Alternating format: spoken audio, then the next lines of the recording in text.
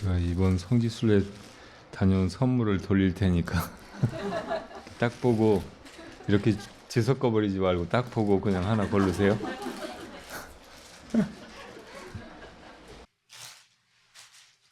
많이 안 팔렸네. 살트가 인생은 B와 D 사이의 C이다 그런 말 했잖아요. B는 탄생, birth고 D는 죽음, death고 C는 choice의 선택. 인생은 태어나서 죽을 때까지 계속 선택하는 과정, 선택의 연속이다 이렇게 말한 거죠.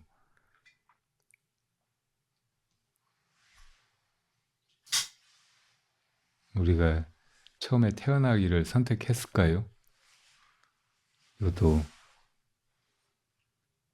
사람마다 생각이 다르고 말들도 많지만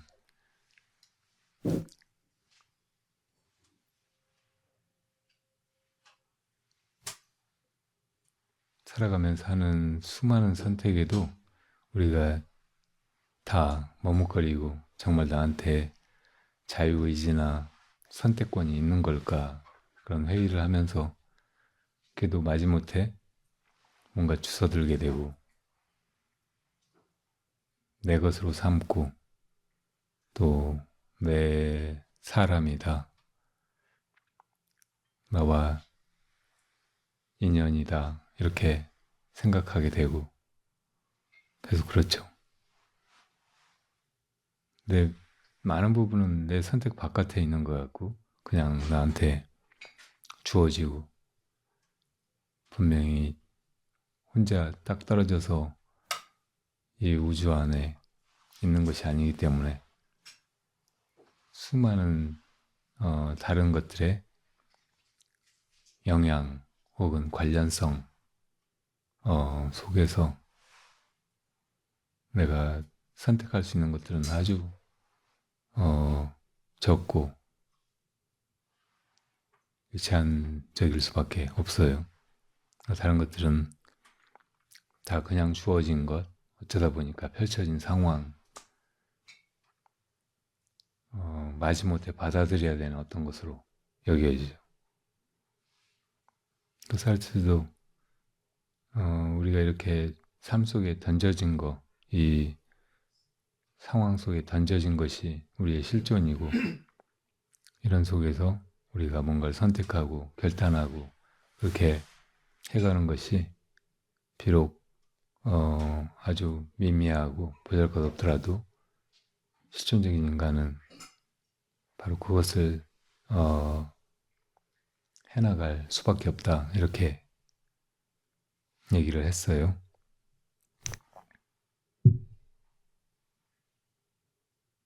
그런 게 아마 철학자들이 정리할 수 있는 그래서 말할 수 있는 최대한인 것 같아요. 근데 불제자로서 우리는 그렇게만 살 수가 없어서 진리라고 하는 것을 구하고 이 우주와 우리 존재 이거를 관통하는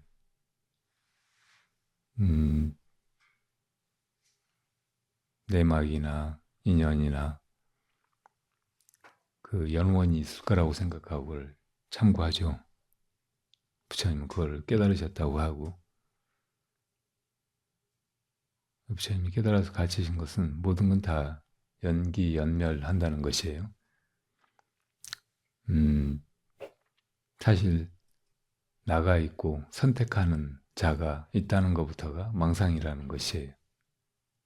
인연 따라서 이 모든 것이 다 하나로 그렇게 변화해가고 인연이 변화해가는 데 따라서 이렇게도 나타나고 저렇게도 나타나고 하는 것뿐이지 어떤 놈이 있어가지고 그놈이 이렇게도 하고 저렇게도 하고 이런저런 선택도 하고 하는 거 없다는 것이에요. 그거를 깨달을 때 비로소 이제 선택 사이의 갈등, 선택을 해놓고 또 후회하고 선택을 어떻게 할 줄 몰라서 불안해하고 또 어떻게 펼쳐져 갈지 모르는 미래를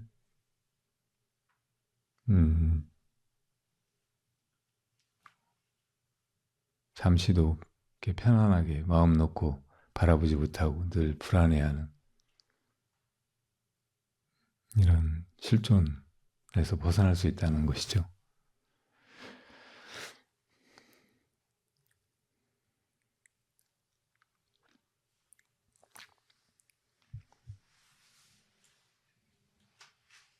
여러분들이 방금 하나씩 선택한 그 염주는 끝이 없어요.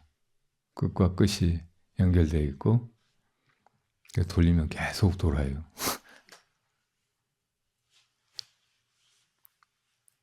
그 염주라고 하는 것 자체가 이 존재계에 숨어있는 진리를 내포하는 것이기도 하고,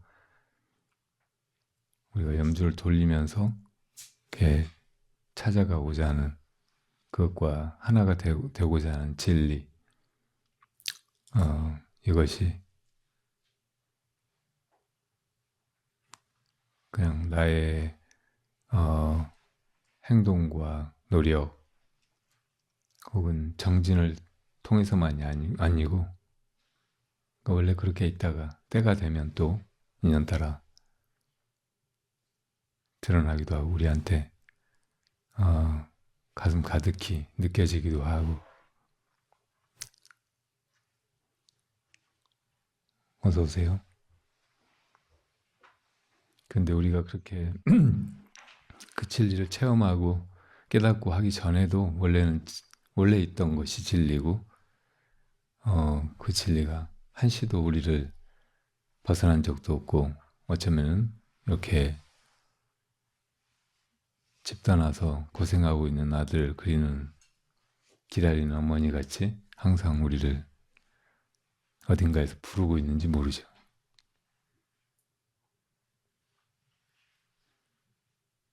이게 여러분들이 선택한 그 염주가 다른 염주와 비교할 때는 보잘것없고 잘못 선택된 것 같이 보일지라도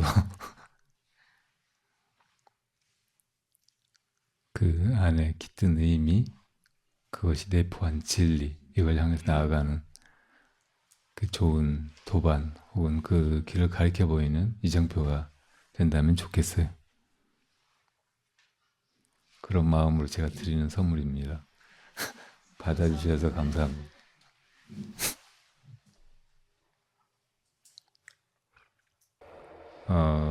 부처님의 초기설법, 그러니까 초전 법륜으로 사성제 8정도 12연기 3법인 이것을 이렇게 가르치시고 제자들 교화해서 이 생사에서 벗어나서 열반에 이르게 하신 그런 법문들이 아함부라고 아함경들로 이렇게 엮어져 있거든요. 경전들이 되게 짤막짤막하고 그거 듣는 사람들이 그 지적인 배경이 탄탄하고 논리적인 사유를 아주 폭넓게 깊이 있게 하는 사람들이 아니고 그냥 일상을 살아가는 평범한 사람들이었기 때문에 그 사람들한테 하신 짤막짤막한 경전들이에요. 근데 그 깊이는 결코 나중에 이제 이어지는 대승이나 일승의 그런 큰 가르침에 비추어서 결코 얕다고 할 수가 없어요. 다 연결이 되고 그게 어떻게 보면 더 심화되고 반복되어서 대승, 일승의 가르침이 드러난 거지. 그 이제 부처님이 그 예를 들어 초동이나 뭐 광대나 혹은 뭐 농사 짓는 사람이나 탁발하러 나갔다가 만난 촌부나 뭐 이런 사람들한테 이렇게 법을 살아시는 방식이 또 비슷비슷했어요. 되게 이제 그 사람이 지금 하고 있는 일이라든지 그 사람의 그 사람의 그 사고 방식 뭐 이런 데 맞게 법을 이렇게 담아주시고 그리고 거기다가 이제 법의 핵심인 삼법인 사성제 발정도 12연기 혹은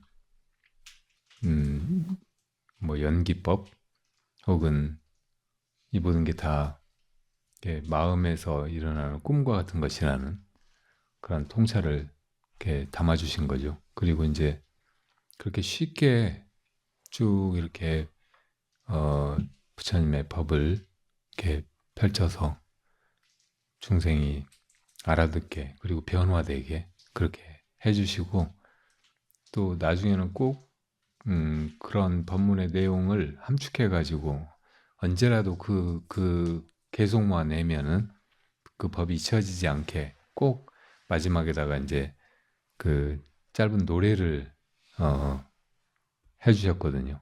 개송을. 이제 그런 개송을 나중에 그 법 누구 비구 법구경을 편집한 그 비구가 암경의 여러 경전들에서 뽑은 거예요.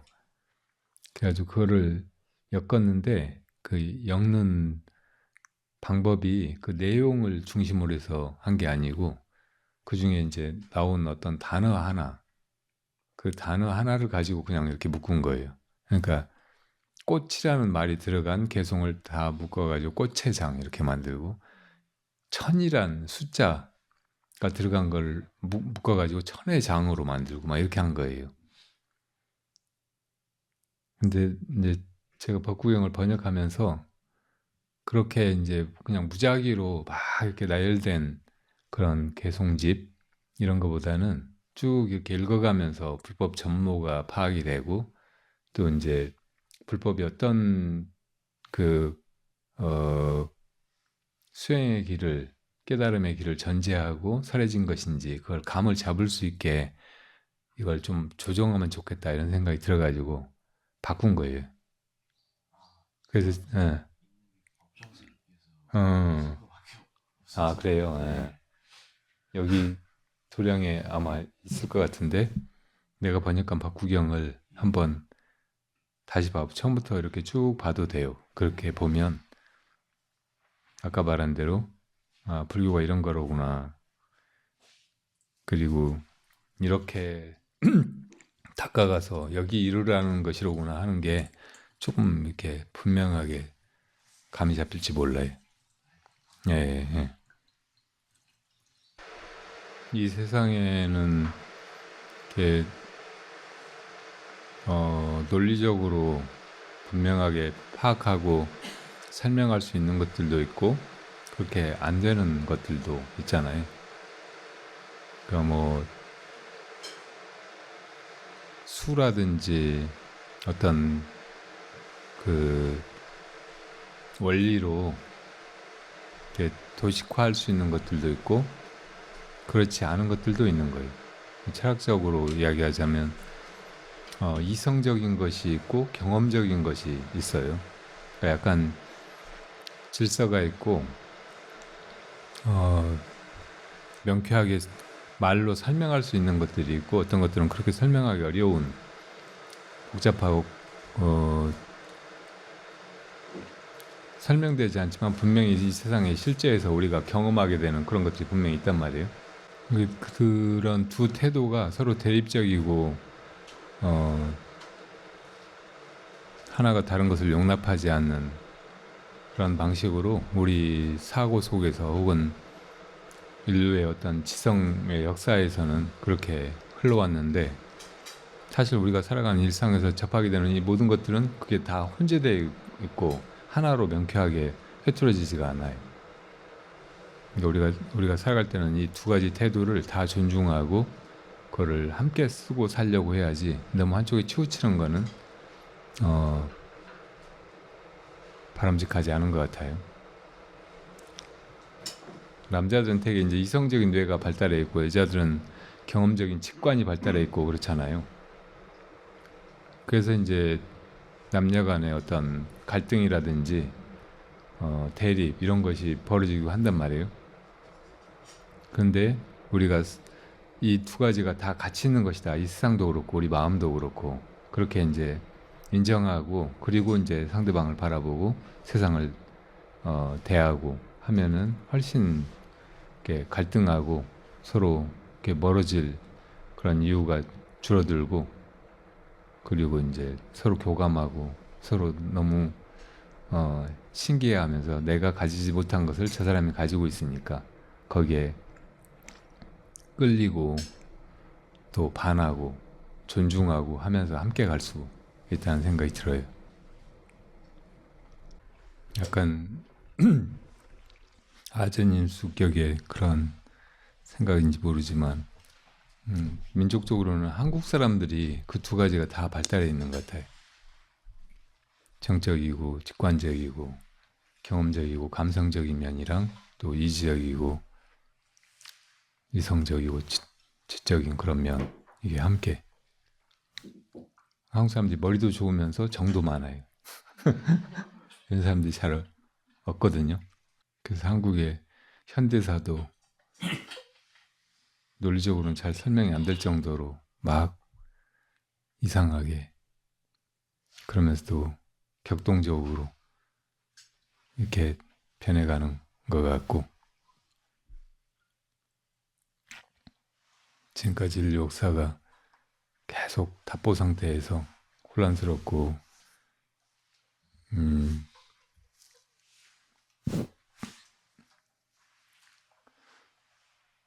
인간이 주역을 맡아서 이 환경과 다른 생명체의 세계를 좌지우지하면서 이렇게 살아오면서도 세계나 다른 생명에게뿐만 아니라 인간 스스로에게도 별로 도움이 안 되는 그런 방식으로 살아왔다면, 그런 답보 상태였다면 거기 돌파구를 이렇게 한국 사람들의 이 지성과 감성이 함께 발달한 이 특성이 열어낼지 모르겠다는 생각도 들어요. 그러면 한국 남자들하고 한국 여자들하고 싸우지 말고 마음을 모아야 돼. 우리 안에 다 있으니까. 내가 남자다, 내가 여자다, 그렇게 자기를 스스로 국한해버리지 말고 마음을 보면 우리 마음 안에 그 두 가지가 다 있고 서로 통해 있고 이것만 내 거다 이렇게 말 수가 없으니까. 이번에 그 인도에서 우리를 가이드해 준 사람이 두 사람이 있었는데, 한 사람은 전에도 그 같은 여행사에서 나왔던 아난다라는 사람이었고, 다른 사람은 이름이 뭐였더라?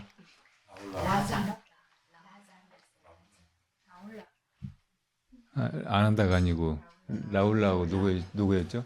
한 사람 라울라고. 라잔? 왜 이렇게 생소하지?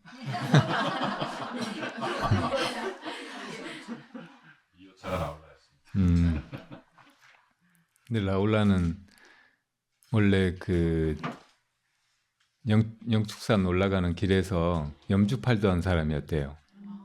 젊어서. 거기 진짜 그 험한 길을 막 따라오면서 사라고 엄청 싸게 막 염주 파는 사람들이 수두룩하거든요. 근데 그러다가 이제 가이드가 되면 좋겠다. 처음에 이렇게 보니까 일본 사람들이 오고, 일본 사람들이 거기 영축산에다가 그 일본의 남묘호랑개교 있잖아요. 거기서 큰 절을 지은 거예요. 부처님의 그러니까 이 법화경이 그 영축산 영산회상에서 설해졌다고 나오잖아요. 그래서 이제 거기를 찍어가지고 거기를 자기들 성지처럼 만들려고 돈을 들여가지고 그렇게 해놓은 거였어요. 그리고 이제 일본 사람들이 많이 왔겠죠, 처음에.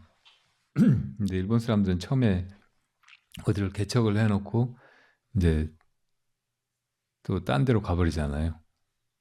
인도에 그러다가 히말라야에 그러다가 저 아프리카로 진출하고 막.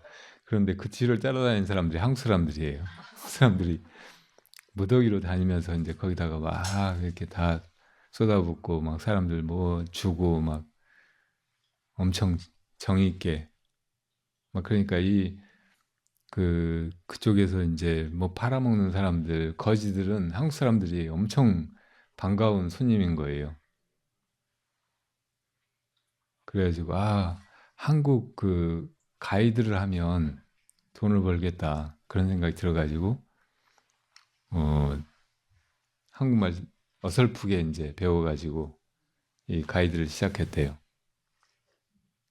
그래서 돈 많이 벌었어요. 장가도 가고, 지금은 이제 배도 나와가지고, 어디든지 가면 배가 먼저 도착하게 생겼대. 근데 자기 염주 팔던 버릇이 있어가지고, 지금도 이제 인도에서 나는 좋은 그 염주들, 그러니까 뭐 그냥 뭐 보리수라든지 또 거기 많이 파는 게 이제 그 금강주라고 뭐 그게 무슨 열매인지 모르겠는데 이 우둘투둘한 그런 염주 있잖아요. 그걸 또 이제 좀 갈면은 그 속에 이 그 열매의 그 처음 시작한 부분하고 뾰족한 부분 여기가 이제 무늬가 생기는데 그게 삼각형으로 되는 것도 있고 사각형으로 되는 것도 있고 그래요. 근데 그게 따라서 사각형으로 된 게 잘 없는지 돈이 차이가 엄청 많이 나거든요. 근데 이제 그런 거보다 인도의 옛날 그 경전 같은 데 보면 좋은 향, 그러니까 왕이나 쓸만한 그런 좋은 향으로 많이 나열되는 전단향이 전단향 뭐 다른 향도 막 이제 법구경 같은 데 보면 나열되지만 전단향이 항상 맨 앞에 나오거든요. 그러니까 그 전단나무 그리고 이제 그 전단나무 중에서 아주 무거워가지고 물속에 가라앉는 나무가 있어요. 그런 건 침단이라고 해요. 그리고 그 전단나무가 약간 불구스름한 예쁜 색을 띠는 건 자단이라고 하고 그리고 어떤 때는 이제 전단나무뿐만 아니고 다른 나무들도 이렇게 땅속에 묻혀가지고 산소가 잘 공급이 안 되고 오래 산속에서 땅속에 썩지 않고 그렇게 보존이 되면 나중에 캐냈을 때 이게 뭐라고 표현할 수 없는 정말 깊은 향이 나거든요. 그런 걸 침향이라고 해요. 침향이 나는 침단도 있어요. 그러니까 주로 이제 그런 나무들 가지고 염주를 만들어서 지금도 팔아요. 비싼 값에. 주로 스님들을 개장해가지고 스님들이 자기 돈 아니니까 자기가 가지려고 혹은 이제 아주 고마운 신도들한테 쉽게 이제 할 수 없는 선물을 하려고 그런 걸 사잖아요. 제가 지난번에도 엄청 많이 사줬고 이번에도 많이 사가지고 왔어요. 여러분들한테 드린 건 그런 염주는 아니에요. 죄송합니다.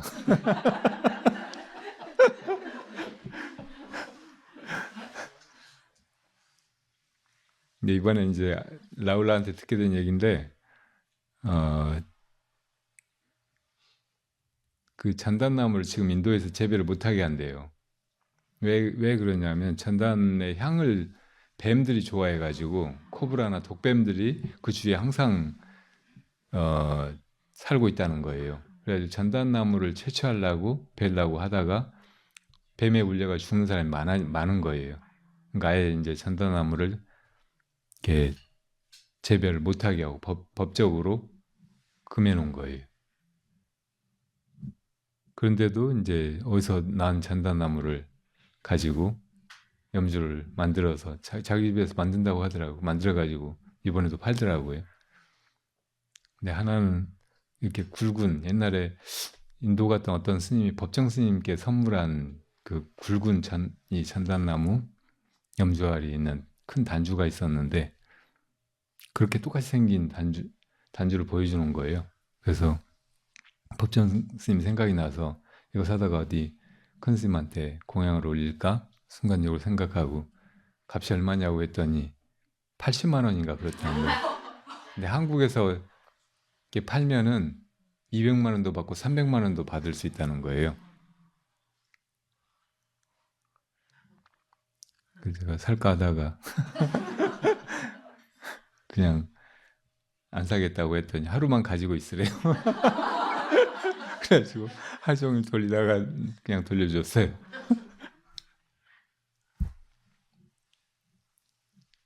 걔는 그렇게 이제 어려서 가난하고 힘들게 염주 파는 장사꾼으로 시작해가지고 지금 가이드까지 올라서 되게 행복해 보이는데, 아까 처음에 그 사람 이름 뭐라고요? 라잔? 라잔은 되게 무뚝뚝하고 약간 시니컬한 표정이고 말도 되게 좀 이렇게 가이드 같이 조금 이렇게 겸손하게 저자세로, 그리고 사람들 마음 이렇게 맞춰주듯이 그렇게 하지 않고 엄청 오만 불손하게 얘기를 하는 거예요. 주로 했던 얘기가 그 전에 가이드들한테서는 들어보지 못한 얘기였어요. 주로 이제 인도에 관한, 인도의 국뽕 이야기 같은 거. 그러니까 인도 대륙이 원래 아프리카하고 붙어 있었다는 거예요. 그러니까 우리가 인류의 조상이 아프리카에 출발했다고 하잖아요. 그러니까 인도도 조상이다. 그리고 인도의 기후나 자연 환경이 거의 아프리카하고 똑같다는, 그러고 보니까 그래요. 우리가 토인 하면 아프리카 사람들만 생각하잖아요, 먼저. 근데 인도 사람들도 까무잡잡하고 거의 토인 같거든요. 그리고 거기도 뭐 코끼리라든지 사자라든지 코뿔소 뭐 이런 거, 아프리카의 대륙에만 있는 그런 짐승들도 똑같이 있고,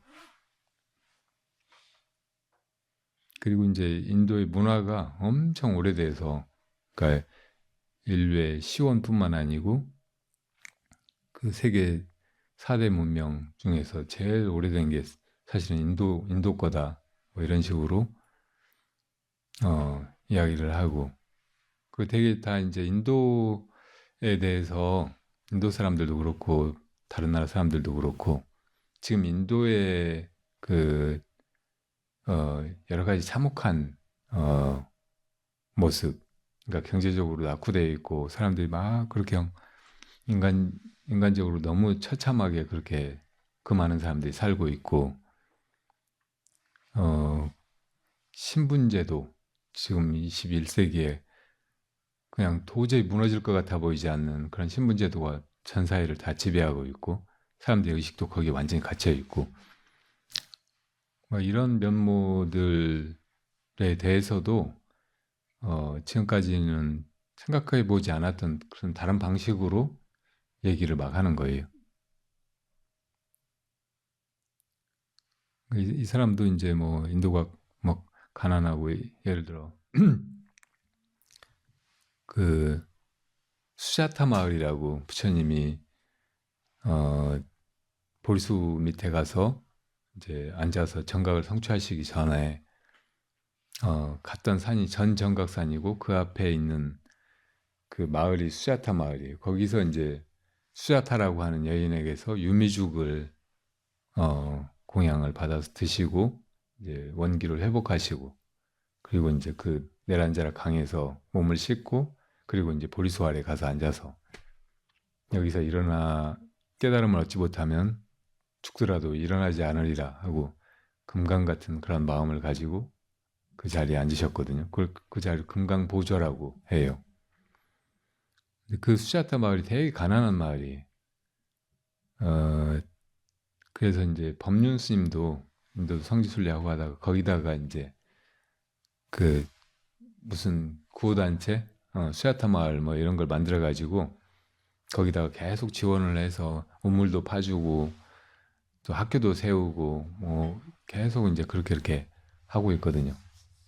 근데 이 라잔이 몇십 년 전에 갔을 때도 그 사람들 순 막 그렇게 이제 구걸만 하고 어른이나 아이나 막 이렇게 사람들 가기만 하면 거지처럼 그러더니 이제 아들 거지가 아버지 거지가 되고 그 아버지가 낳은 아들은 또 아들 거지가 되고 계속 이러고 있다는 거예요. 그러니까 그런 것에 대해서 개탄하면서도 인도가 이제 바뀌고 있다.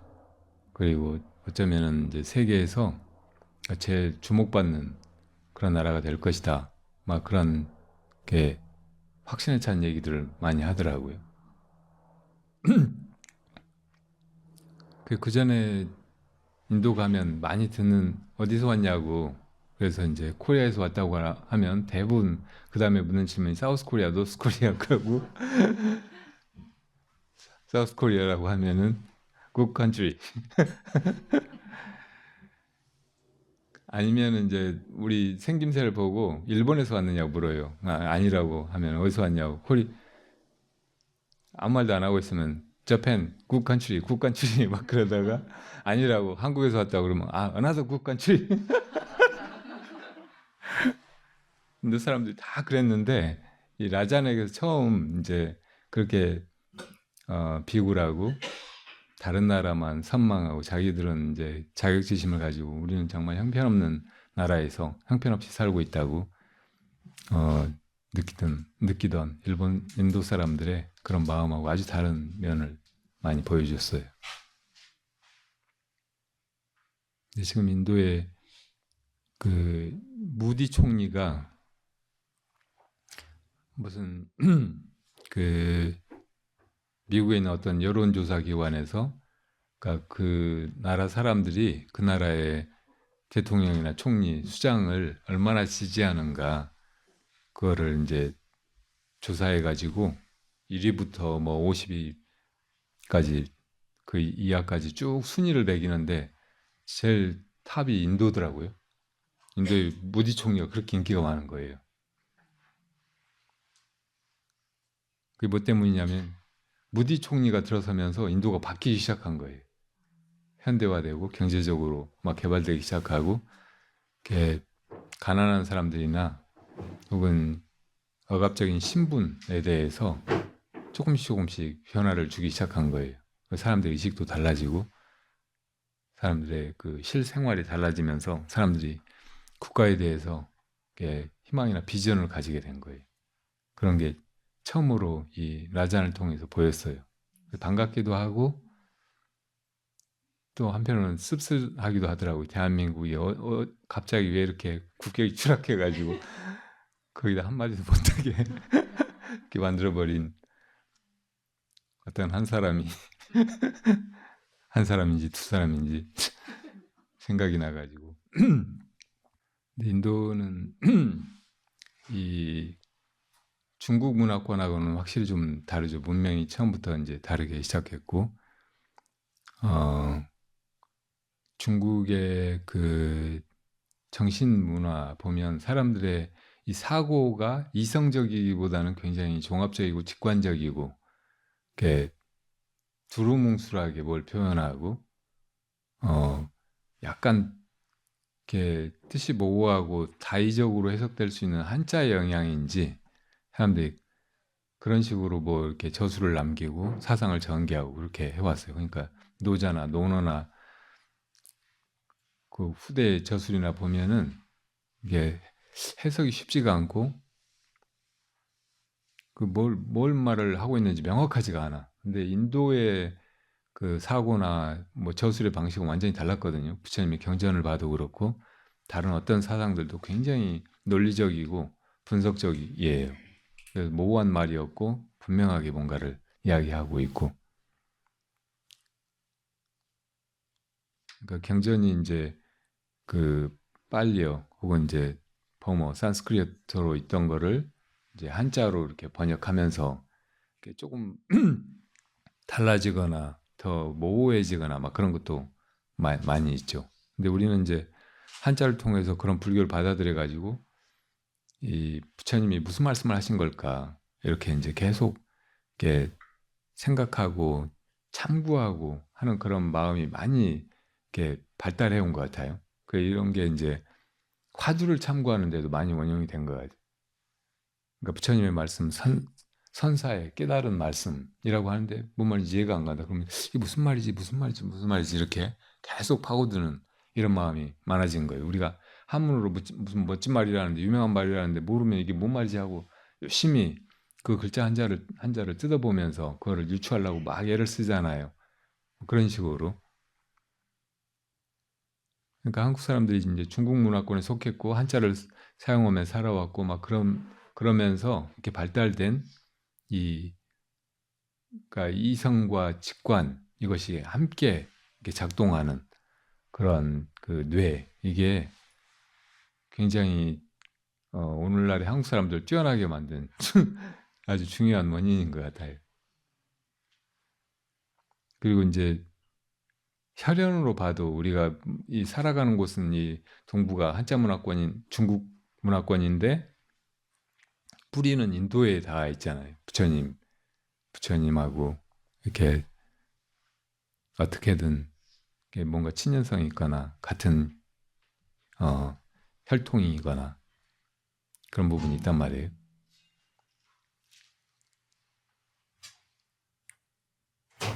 그래서 우리는 중국 사람들이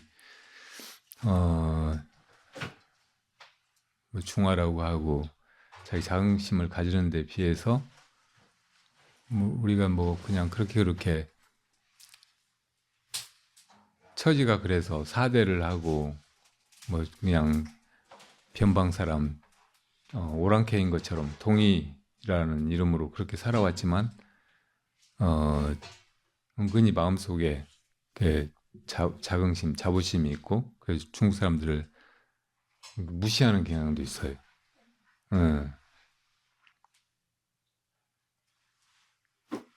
그 인도하고는 이제 많은 인연이 없었던 것 같지만 불교를 통해서 수없이 많은 우리 옛그 수행자들이 이렇게 인도를 부처님 나라를 이렇게 그리워하고 참배하고자 하고 또 가서 견학하고 거기 불교 문명이나 경전이나 뭐 이런 걸 직접 수입해 들여오기도 하고 그리고 이제 아주 높은 중국에서는 그 넓은 땅덩어리 불교 문화가 공산화되면서 완전히 사라져 버렸지만 그리고 이제 이 한반도는 막 분단되고 외세가 들어와가지고 미국이나 혹은 그 서양에서 들어온 마르크시즘 이런 게 지배하는 나라가 돼버리고 국민들이 정신없이 자기 정체성이나 자존감도 제대로 못 가지고 막 이렇게 허겁지겁 살아왔지만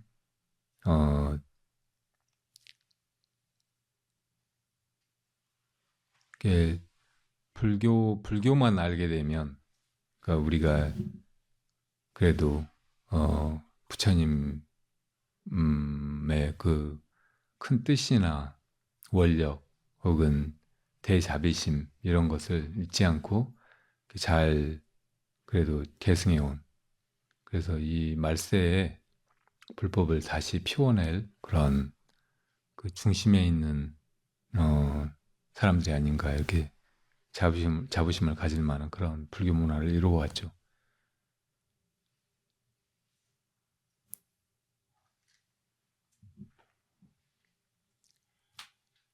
경전에 보면 경전이나 이제 불교 기록에 보면 옛날 중국에서도 자기들 나라를 뭐 수, 당, 송, 명 막 이런 식으로 부르고 중국이라는 말을 쓰지 않았잖아요. 그러면서 그때 이제 중국이라고 들어 쓰는데 그 중국은 인도를 가리키는 거예요.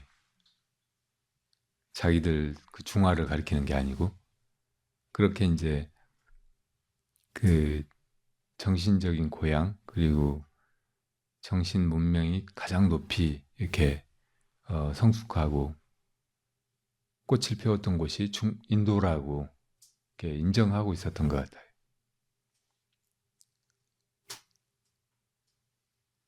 근데 인도가 이제 그 땅에서 부처님이 나시고 부처님이 모든 외도의 사상을 다 그 혁파하고 불법의 진리를 드러내서 이렇게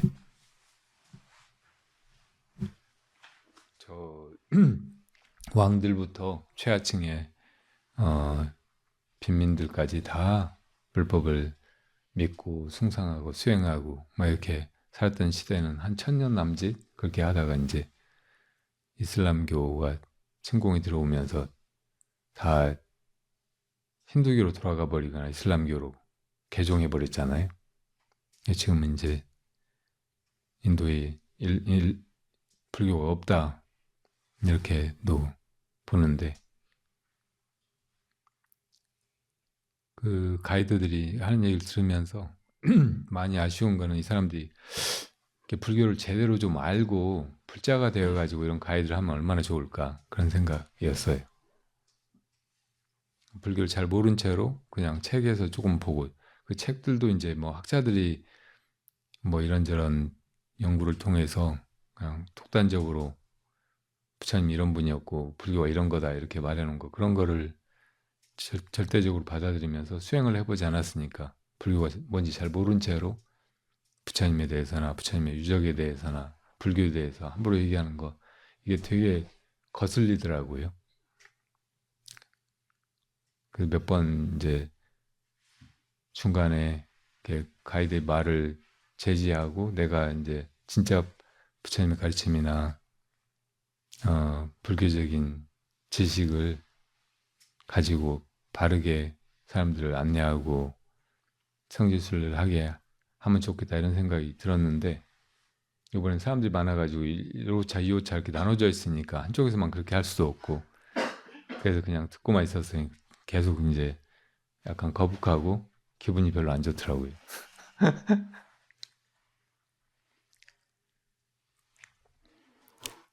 학자들이나 그런 가이드들이 이제 많이 하는 얘기가, 인도는 이제 아주 오래된 그 정신문화의 토양에서 베다 시대 힌두교가 주도했고 그런 사상이 계속 흘러오다가 부처님도 그 흐름 속에서 나타난 한 분이라는 거예요.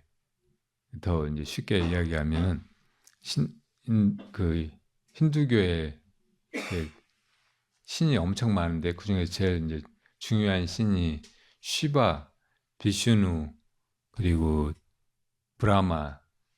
브라마거든요. 창조신, 파괴신, 유지의 신이라고 하는데 그 중에 부처님은 비슈누의 9번째 화신이라는 거예요. 비슈누는 인드라신, 제석천이거든요. 33천이라고도 하고. 근데 이런 게 진짜 불교를 잘 들여다보지 않으면은 그런 어떤 세계관, 그런 신관에 갇혀버리게 돼요. 그래서 이제 그런 틀로 보면은 진짜 이 세상을 창조한 존재는 브라마 신이고, 그리고 이 유지시켜 나가는 그런 신은 인드라 신이고, 그리고 이제 나중에 세상을 이렇게 파괴하는 신은 시바 신이고, 이렇게 보게 되고, 그렇게 이제 세상이 이렇게 굴러가고, 이 세상을 유지하기 위해서 인드라 신이 이제 한 번씩 이렇게 화신으로 나타날 수 있잖아요. 그래서 부처님은 그 중에 9번째였는가 보다, 이 말이 그럴싸해 보인단 말이에요.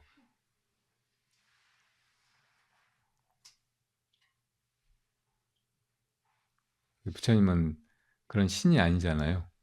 신이 그렇게 이제 한 신만 있거나 혹은 창조신, 파괴신, 유지신 막 이렇게 세 신만 있거나 그런 게 아니고, 정신적인 수준, 수행의 정도에 따라서 얼마나 우리 안에 욕망이나 혹은 이 존재계에 대한 집착 이런 걸 벗어나 가지고 자기 내면으로 들어갔는가에 따라서 아주 여러 단계가 있잖아요. 욕계에도 6천이 있고, 색계에도 18천이 있고, 무색계에도 4천이 있고. 그러니까 이 많은 이 다양한 층의 신들 가운데 한 존재들일 뿐이에요. 아까 말했듯이 인드라신, 그 유지의 신, 비슈누는 욕계천 중에서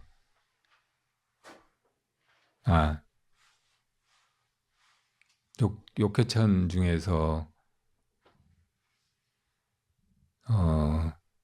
사왕천 바로 위에 있는 아주 낮은 신이죠. 그러니까 왜 33천이라고 하느냐면 사왕 전에 이 사천왕이 이 사바세계를 4등분해 가지고 나누어서 다스린다고요. 근데 거기에 다 8부중이 있어요. 그 8부중 중에서는 용이나 야차나 건달바, 가루라, 김나라 막 이렇게 8부류가 있다고. 그러니까 이런 존재들도 인간보다는 더 높은 데 살고 날아다니기도 하고 그런 신들인 거예요.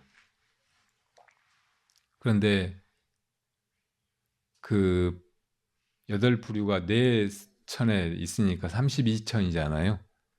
그러니까 그 위에 있다고 해서 33천이라고 한다고. 그러니까 이 욕계 6천, 색계 18천, 무색계 4천 이 많은 신들 단계에서는 아주 낮은 두 번째 겨우 욕계 두 번째 천상의 신인데 그 신의 화신이다 부처님을 이렇게 보면 말도 안 되는 거라고. 불교에서는 이제 부처님이 도솔천에 계시다가 도솔천에 일생보처보살로 계시다가 이 세상에 오시잖아요. 미륵 부처님이 지금 도솔천에 계시고 나중에 이제 때가 되면은 이 세상에 다음 부처님으로 오시는 거고 석가모니 부처님은 그전 가섭 부처님이 이 세상을 교화하실 때는 거기 도솔천에 계시다가 때가 되어서 이제 석가모니 불이 되어서 이 세상에 오신 거고 그러니까 부처님이 굳이 신이었다가 인간으로 오셨다고 하면 도솔천에 있다가 오신 거지 제석천 33천에 있다가 오신 게 아니란 말이에요. 비슈누의 화신이 전혀 아니라고. 그리고 무엇보다 어떤 이제 살고 있는 그 천상이라든지 혹은 자기 모습 이런 거는 마음의 표현인 거예요. 마음의 정도에 따라 마음의 수준에 따라서 그렇게 이제 자기 모습과 자기가 살아가는 세계를 이렇게 받게 되는 거잖아요. 인과의 법칙이 이 모든 걸 다 지배한다면 인과의 법칙에 따라서 자기 존재를 만들어내고 그리고 그 존재가 살고 있는 세계를 만들어낸다고. 그러니까 과거에 어떻게 살았는가, 마음이 어느 정도 성숙되어 있는가에 따라서 자기 몸으로 받게 되는 걸 정보라고 하고 또 자기가 살아가는 그 세계로 받게 되는 것을 몸이 의지하는 세계라는 뜻에서 의보라고 한단 말이에요. 그러니까 이게 다 자기 의식의 수준에 따라서 자기 몸과 자기 몸담고 살아가는 세계가 정해지는 거예요. 그러니까 육도의 어떤 중생이라도 마음의 근원은 다 부처님이 깨달으신 그 가장 근원적이고 모든 존재를 다 낳고 이 세계를 만들고 자기가 선택해서 혹은 자기 마음의 법칙에 따라서 이 세상에 이렇게 태어날 수 있고 한 그런 존재들인 거죠. 그러니까 이것이 이제 가장 근원에 있는 것이고 가장 그 존귀한 것이고 모든 것의 제일 원인이고 그러니까 이것을 부처님이 깨달으신 거고 이거를 어떤 존재에만 있는 게 아니고 우리 모두의 근원의 마음에 있다는 것이에요. 그러니까 얘기가 복잡해지는데 이렇게 이제 불교를 바로 알지 않으면은 다른 뭐 종교나 사상이나 철학이나 이런 게 설명하는 그 세계관, 그 틀을 가지고 이 모든 걸 다 보게 되는 거예요. 불교도 그런 식으로 마음대로 이렇게 해석해버리고 그게 꿰맞추고 그 알았다고 생각하게 되는 거라고요. 그러니까 우리가 다른 틀을 통해서 다른 언어 체계를 통해서 불교를 접하지 않고 불교를 통해서 불교를 접하는 거 그러니까 부처님의 가르침을 우리가 직접 접하고 그리고 그 말을 떠나서 부처님이 무슨 뜻으로 무슨 마음으로 그런 가르침을 펴신 건지 그거를 이렇게 참고하면서 이렇게 들어가는 거 이것이 정말 중요한 일이라고 보면 그 길밖에는 이제 부처님이 깨달으신 것이 이 존재를 꿰뚫는 진리라고 해도 그 진리에 나아갈 길이 없어요. 뭐 그런 이제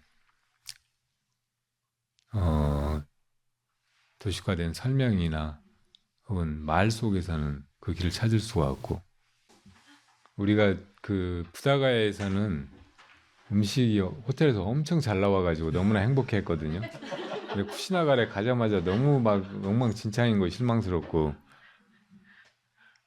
근데 그것도 우리가 불자라서 그래요. 거기서 잘 먹고 그러면은 너무 죄송하죠. 불자라서 면목이 없죠.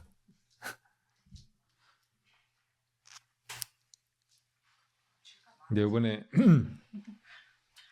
요번에 그 순례길에서 가끔 제가 이제 한마디씩 할 때, 주제처럼 얘기했던 게, 그 부처님이 이 세상에 오신 거, 룸비니에서 탄생하셨잖아요.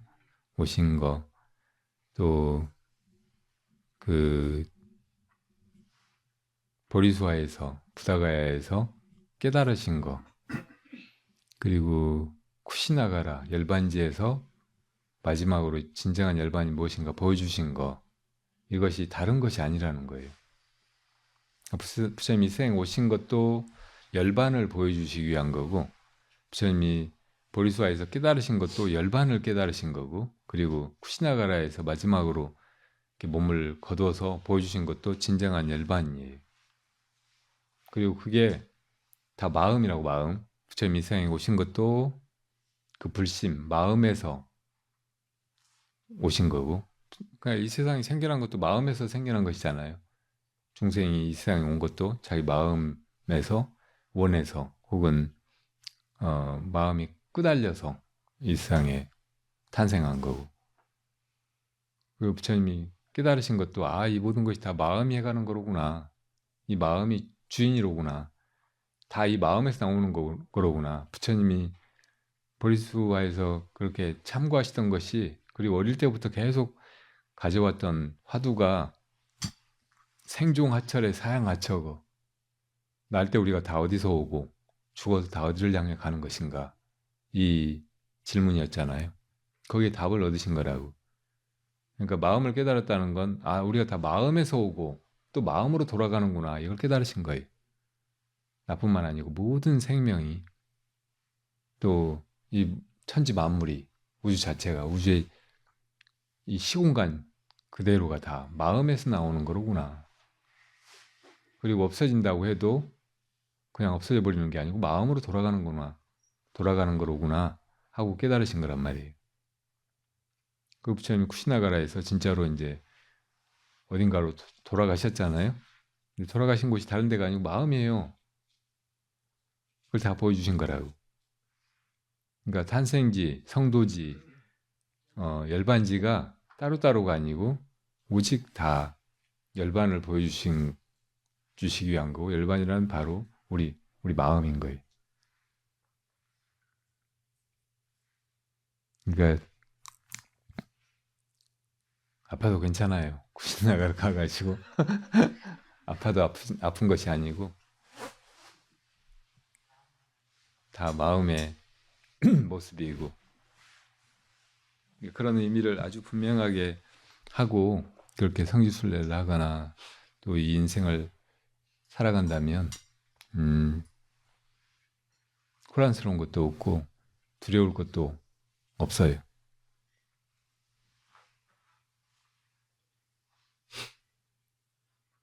하령보살 냈었어요. 어떻게 저렇게 마음이 이렇게 태연하고 깊고 편안하고 그런지. 절에 올 때만 그런가요?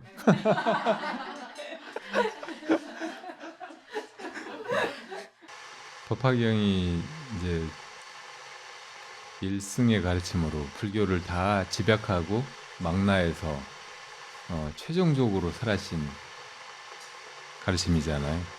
그러니까 때가 되지 않으면, 중생들이 그 정도 순숙하지 않으면 설해지지 않는 경전이, 법화경에 보면은 모든 과거세 부처님도 그렇고 미래세 부처님도 그렇고 마지막에 설하시는 게 법화경이라고 나온다고.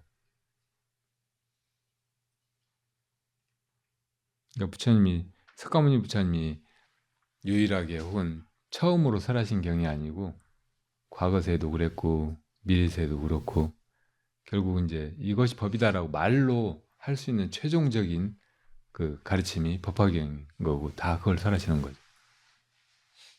그러니까 중생이 그 정도 근기가 아니면 때가 아니면 법화경이 들어오지가 않아요.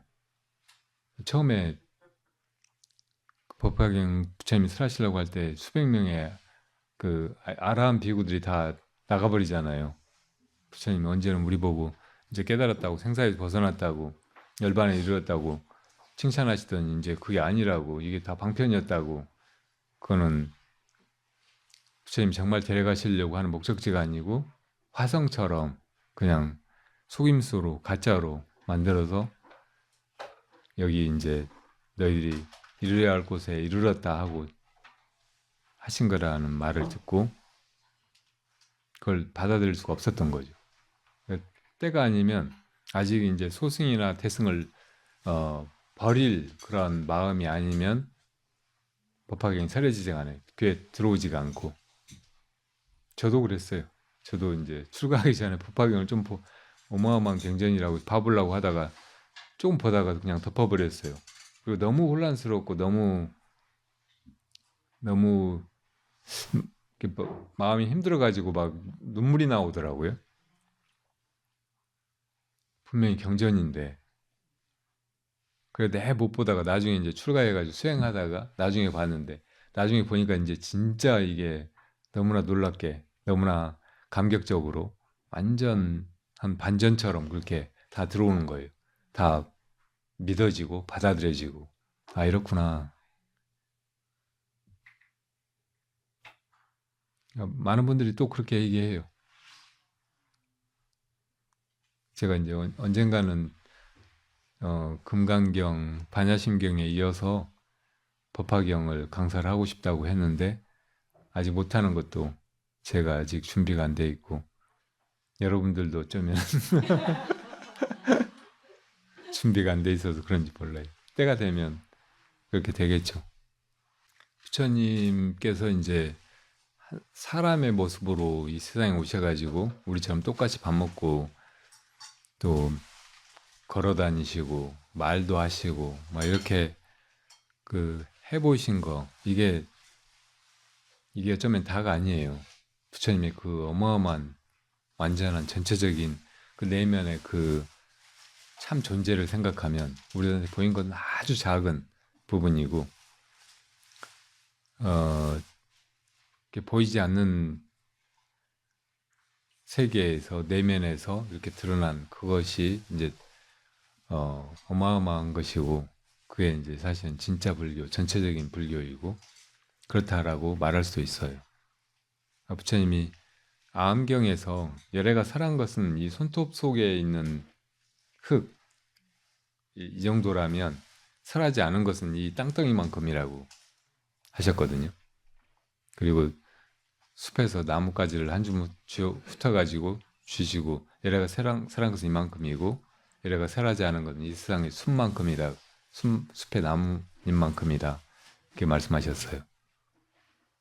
근데 그렇게 설해지지 않은 것이 인간들이 이렇게 볼 때 말씀으로 부처님이 그렇게 하지 않으셔서 그렇지 법계에는 이미 설해진 거고 그런 거를 천상의 신들이나 언어 너머의 다른 어떤 통로로 그거를 알아보고 부처님에게서 전해받고 그런 존재들이 얼마든지 있을 수 있거든요. 그러니까 그런 세계, 이 인간의 언어의 세계에서가 아니고 그 이상의 세계에서 설해진 그 경전들이 얼마든지 있을 수 있는 거고 그런 것을 다 부처님의 법으로 설법으로 그렇게 받아들여야 된다는 그런 걔네들도 있어요.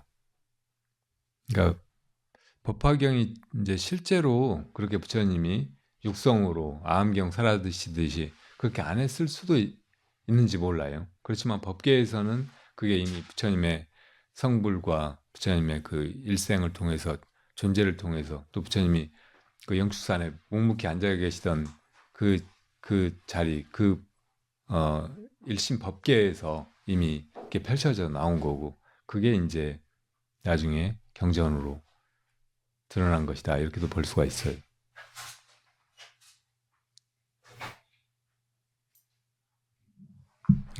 워낙 이제 그 스케일이 크고 뭐 어떤 요즘에 창작 무슨 판타지물보다 훨씬 더 어, 어마어마해 상상 이상의 어떤 것이어서 법화경을 뭐 그런 이제 픽션이다, 판타지 같은 거다 이렇게 말하는 사람들도 있죠. 그런 사람들이 이제 오히려 이렇게 법화경에 진짜 깊은 의미, 부처님의 마음 이것이 어떤 건지를 전혀 모르게 돼요. 사실은 그 환상과 실제가 구분이 없어요. 지금 우리가 이제 이런 거를 현실이다, 이게 실제다 이렇게 생각하지만 이것도 다 이제 그냥 지나가 버리는 것이고 있는가 잡으려고 보면 잡을 수가 없는 것이고 그렇게 보면 다 환상 같은 것이죠. 그리고 우리 마음속으로 뭘 이렇게 상상해가지고 그게 이제 실제하는 것이 아니면 그걸 환상이다 이렇게 생각하는데 우리 마음속에 그게 나타났다는 거 이것도 사실은 이 세상에 이렇게 눈에 보이고 손으로 만져지고 하는 거 이상으로 실제적인 것이거든요. 그러니까 그거를 또 환상이라고 할 수가 없는 거라고.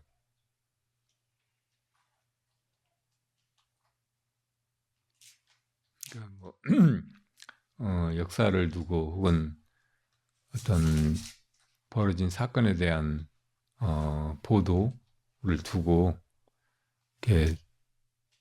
이게 팩트냐 혹은 왜곡된 거짓이냐 이런 논쟁이 항상 있고 우리 마음속에도 그런 혼란이 있는데 크게 보면 사실은 이제 환상과 실제 간격이 하나도 없는 거고 다 이게 마음이라고 보면 모든 것이 다 사실은 이게 진짜이고 그런 안목을 가져야 돼. 경전을 볼 때도 우리나라 사람들이 지적으로도 감성적으로도 뛰어나다고 했지만 또 뛰어난 점이 뭐냐면 뭘 잘하는 거예요. 실제로 하는 거, 몸으로 하는 거 이런 걸 되게 잘해요. 그리고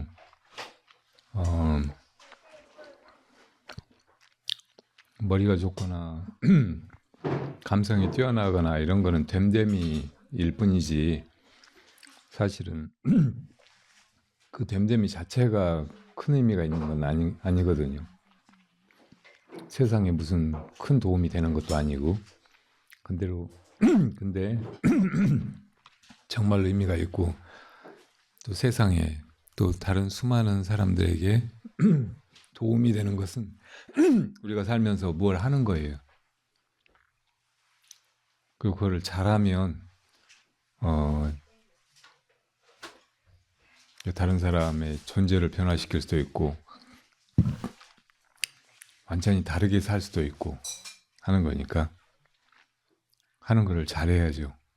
근데 한국 사람들 특징이 어지간히 잘하기 전에는 잘한다고 말을 안 해요.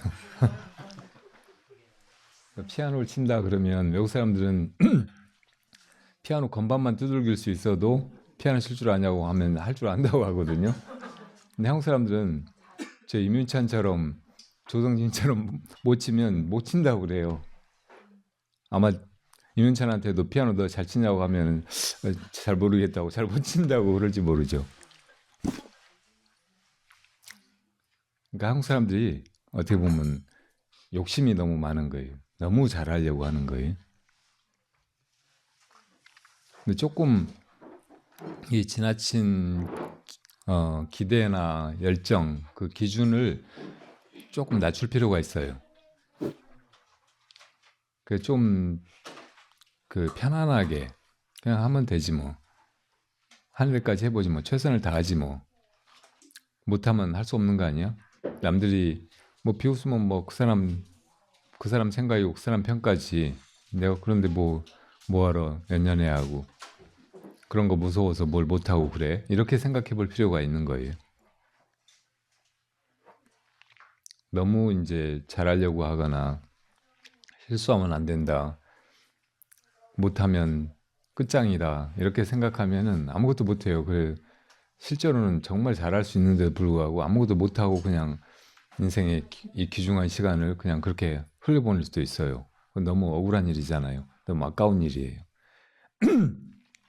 조금 더 이렇게 편안하게 그냥 그렇게 해봐요. 징월이는 엄청 글을 잘 쓰거든요. 어,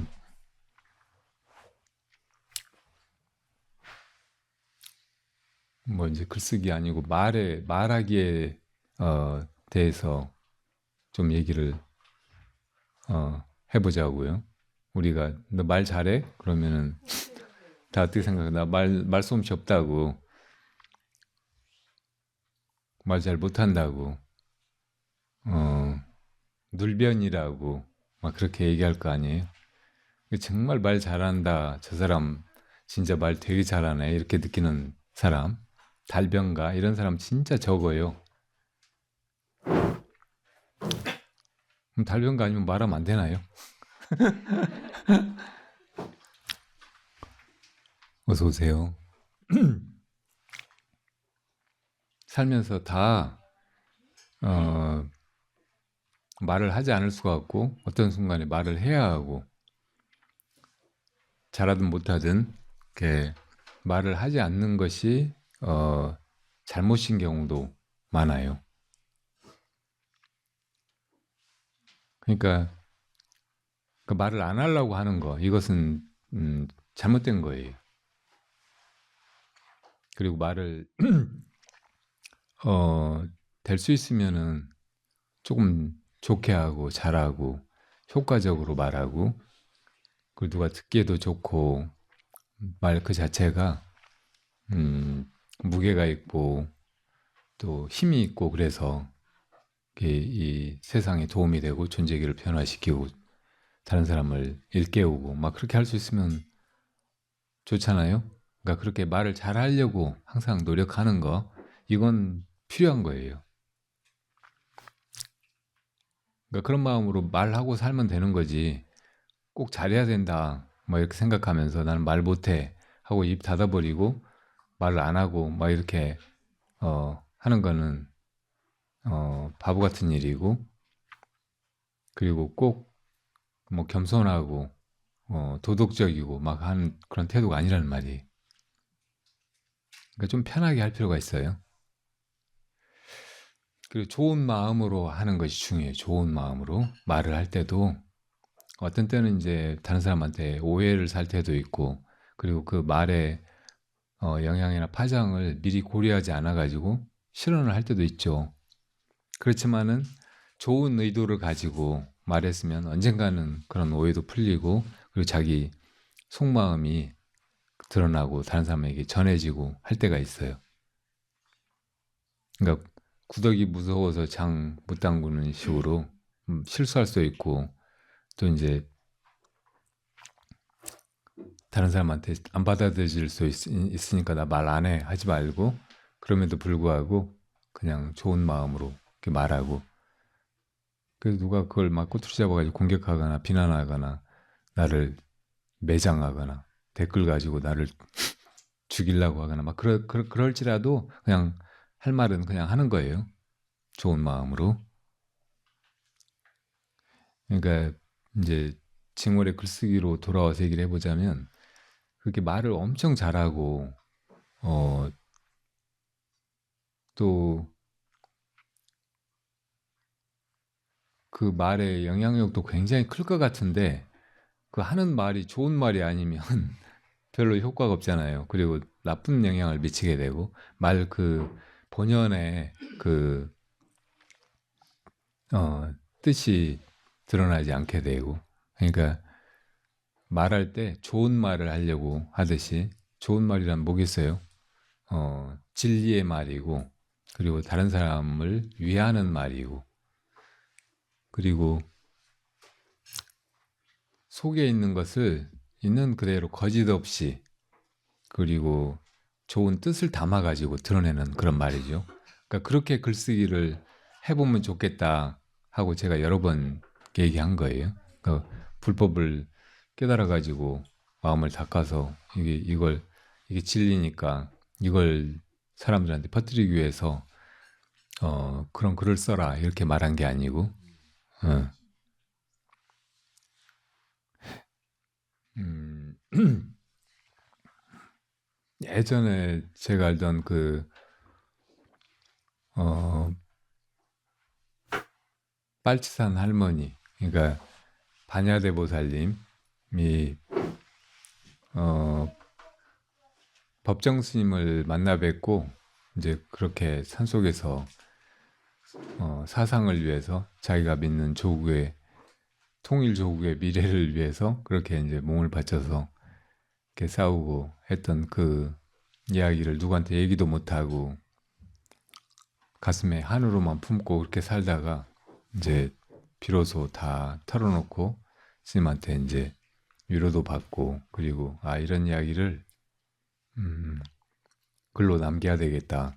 그리고 뒷사람들이나 어, 우리 나라 사람들이 이런 이야기를 듣고 조금 이렇게 바른 생각, 바른 자기 정체성 혹은 바른 지향을 가지고 살게 도우면 좋겠다 이런 생각을 가지고 이제 그 수기를 글로 쓰려고 했거든요. 근데 글을 쓰려고 하니까 이제 자신이 없어서 약간 이제 이분이 예술적인 천재예요. 뭐든지 예술적인 거는 그냥 하면 잘하는 거예요. 그러니까 음악이나 무용이나 미술이나 너무 다 잘하는데 이제 글쓰기가 조금 약간 다른 것 같이 다른 무게로 느껴졌나 봐요. 그래서 이제 뭐 소설 그 작법에 대해서 배우는 그런 강좌에 다니셨어요. 그래가지고 이분은 이제 70대 노인이고, 그런데 이제 지금 소설 습작하는 사람들은 다 이제 20대 정도의 그 청년들이고 막 하니까 되게 이제 귀엽기도 하고, 그래도 이제 이렇게 글에 애정을 가지고 글로 이제 자기 그 이야기를 하고 자기 인생을 풀어가고 또 이 세상에서 뭔가 해보려고 하는 사람, 또 그걸로 이제 성공해 보려고 하는 사람들 보면서 되게 기특하고 대견스러웠대요. 그리고 좋아 보이고. 그리고 지금 이제 그래도 그렇게 막 전시 같은 험악한 세상이 아니고 이 정도의 평화가 있고, 그래서 이런 속에서 이제 이런 그 글쓰기를 취미처럼 혹은 그 인생의 꿈처럼 생각하고 해보려고 하는 사람들이 얼마나 복된 사람들인가 이런 생각도 드셨대요. 근데 조금 지켜보면서 들었던 생각이 뭐냐면, 자기는 지금 써야 될 그 이야기가 막 안에서 막 그냥 들끓어가지고 어떻게 이걸 어떻게 토해낼까 이러고 있는데, 이 사람들은 그냥 잘 쓰고 싶어하는 사람들인 거예요. 근데 쓸 거리가 아무것도 없는 사람들이야. 할 말도 없는데 말만 잘하려고 잘해보려고 막 하는 사람들인 거예요. 그러니까 너무 딱하다는 생각도 들더래요. 너무 안 됐다. 뭘 써야 될지 모르고 쓰고 싶은 말도 없는데 그냥 글을 잘 쓰고 싶은 거예요. 글 잘 써가지고 성공해 보려고 그런 허황된 꿈에만 젖어 있는 거예요. 그래서 이제 내가 징월한테 하고 싶었던 이야기도 정말 이건 사람들한테 이야기하고 싶다, 전해주고 싶다. 글 써서 이렇게 많은 사람들이 보면은 사람들에게도 도움이 되고 이 세상, 이 시대를 좋은 쪽으로 바꾸고 갈 수 있을 것 같다 싶어지는 그런 글을 써보라는 거예요. 거기서 절하지 마세요. 네, 어서 오세요.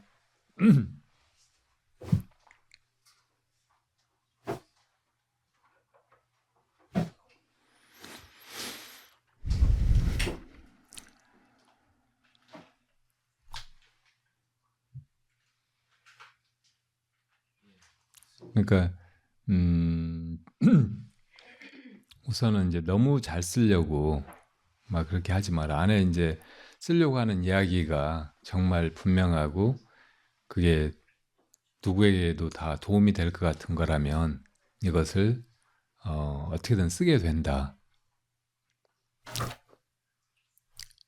그리고 그렇게 이제 터져 나오는 말이나 쓰게 되는 이야기가 조금 서투르거나 좀 부족해도 그 속에 엄청난 그 에너지나 메시지가 담겨 있어가지고 그게 이제 실제로 사람들과 세상에 이렇게 어, 영향력 있게 드러나고 그리고 그게 좋은 글일 진짜 좋은 글일 수 있다는 거예요.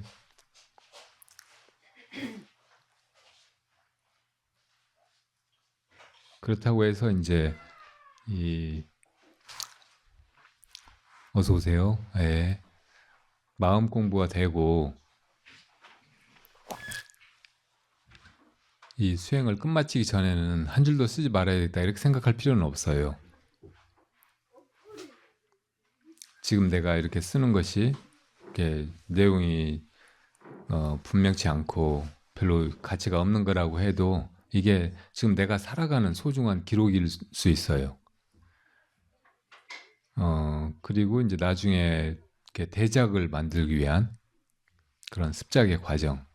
그리고 나중에 이제 그걸 그냥 완성하지 말고 혹은 이제 완성했다고 하더라도 나중에 보고 더 이제 분명하고 이렇게 높은 그런 통찰로 이걸 갖다가 다시 쓰거나 좀 바꾸거나 이렇게 하면 정말 이렇게 좋은 작품이 될 수도 있잖아요. 그러니까 그렇게 쓰는 거는 이렇게 멈추지 말고 양자택일의 문제를 생각하지 말고 이것을 같이 해나간다 생각하고 자연스럽게 그렇게 되어 나가도록 그렇게 하면 좋지 않을까 싶어요. 네. 스스로는 어떻게 느낄지 모르지만 엄청 많이 지금 징월이 변화하고 있고 내적으로 성장하고 있고 그래서 어떻게 보면 이제 정말 그 위대한 작가 혹은 이 시대의 어떤 그 스승과 같은 존재가 되어 나가고 있는 과정이라고 보이거든요. 그러니까 그렇게 내가 이제 막상 허겁지겁 어떤 그 경주에 그 코스를 달리다 보면 자기가 지금 어디쯤 왔는지 또 지금 이게 무슨 일인지 이 세상 전체에서 무슨 의미가 있는 것인지 잘 못 느낄지도 모르지만 내가 조금 떨어져서 이렇게 복원되는 지금 징월이 잘 가고 있으니까 그런 부분에서 이렇게 주저하거나 혼란스러워하거나 갈팡질팡하지 말고 꿋꿋이 그렇게 가면 좋을 것 같아요. 요즘 그 엄마들이나 어른들을 만나가지고 아이들 얘기를 들어보면 너무 애들이 불쌍해요.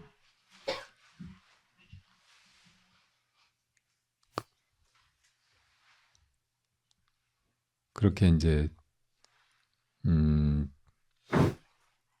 획일화된 틀 속에서 그냥 경쟁만 하고 거기서 살아남으려고 길을 쓰고 막 그렇게 내달려야 되고 인생 전체를 볼 틈도 없고 자기 존재를 어디서도 확인할 데가 없고 그냥 공부해서 성적 내고 어디 합격하고 하는 거 말고는 뭐 이렇게 살아가고 있는 것이 이게 인간적으로 얼마나 비참한 삶의 모습인가 싶어서 너무 미안하기도 하고 겨우 이런 세상을 만들어가지고 애들 이렇게 막 다그치고 몰아대고 하는 어른들이 다 미친 것 같기도 하고 환자들 같기도 하고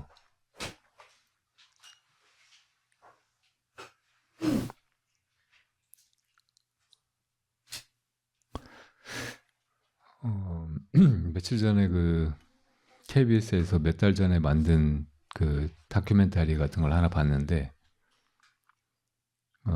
네팔의 고르카 용병이라는 게 있어요. 그러니까 영국이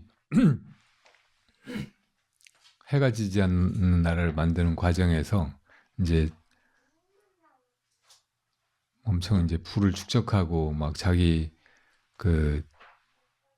국민들은 다 이제 소득도 늘어나고 막 풍족한 그런 생활을 하면서 그 사람들 또 군인으로 차출해가지고 식민지 전쟁에 내보낼 수가 없잖아요. 오지도 않고. 그러니까 이제 인도를 점령하고 나서 네팔까지 이제 침공이 들어가지고 네팔을 무너뜨릴 때 엄청난 저항에 부딪힌 거예요. 네팔 사람들이 우리가 네팔 가보면 알겠지만 산악지형에서 이 움직이는 거, 살아가는 거, 달리고 막 뭐 하는 거 막 이런데 너무 익숙해가지고 다른 사람들은 상상도 못하는 정도예요. 도저히 따라갈 수가 없어요. 그냥 한국 사람 두 사람 짐을 혼자 지고 그 뭐죠? 바닷가에서 신는 샌들 같은 신발 있잖아요. 조리. 조리 신고 막 번개같이 올라가 버리는 거예요. 그러니까 이 사람들 이 네팔 병사들하고 싸우면서 엄청난 출혈을 감수해야 했던 거예요. 결국은 이제 네팔을 정복하긴 했는데 이 사람들이 써먹을 만하겠다 싶어가지고 그런 네팔 그 병사들 혹은 젊은이들을 차출해가지고 이제 용병으로 쓴 거예요. 그러니까 돈을 지금도 네팔에서 일반적인 일을 해가지고 받는 월급의 70배를 주는 거예요. 군인만 되면은. 그러니까 네팔 젊은이들이 너나 없이 막 그걸 하려고 하는 거예요. 그때부터 지금까지 100년 넘게. 그러니까 그 용병을 이제 700대 1의 경쟁률을 뚫고 돼야 되니까 막 그 전에 준비도 하고 막 어릴 때 이제 장래 희망이 용병이 되는 고르카 용병이 되는 거. 그래서 그 선발하는 과정에서 이제 뭐 영어라든지 뭐 이런저런 거 그 공부해가지고 통과해야 되는 그런 테스트도 물론 있지만 체력 테스트 그게 엄청 가혹해요. 그러니까 포카라에서 그 바닥에 출발해가지고 산으로 이 독고라고 하는 거 있거든요. 그 대나무로 이 망태기처럼 짜져가지고 이 끈으로 해서 여기 머리 위에다가 묶고 이제 그 물건을 나르는 건데 거기다가 정말 무거운 짐도 다 담아가지고 지고 막 우리나라 지게하고